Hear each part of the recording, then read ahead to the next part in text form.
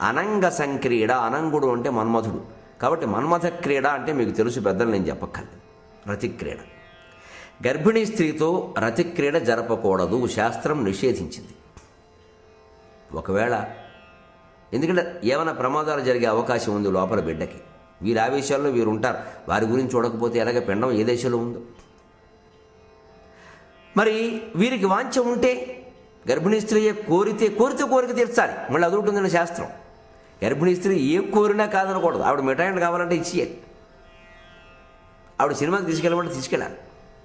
ఆవిడ బీచ్కి వెళదామంటే వెళ్ళాలి. ఆవిడ కోరికలు తీరకపోతే ఈ అసంతృప్తితో ఉన్న వెర్రివాడు ఒకడు పుడతాడు. సమస్య. అంతేకాదు, ఆవిడ భర్తతో కలవాలని కోరితే భర్త కలవాలి. కానీ సరభస ఆనంగ సంక్రీడ కుదరదు. ఆ క్రీడలో వేగం పనికిరాదు, తొందరపాటు పనికిరాదు. ఇది ఇంకెంతకంటే ఈ విషయం వివరించడం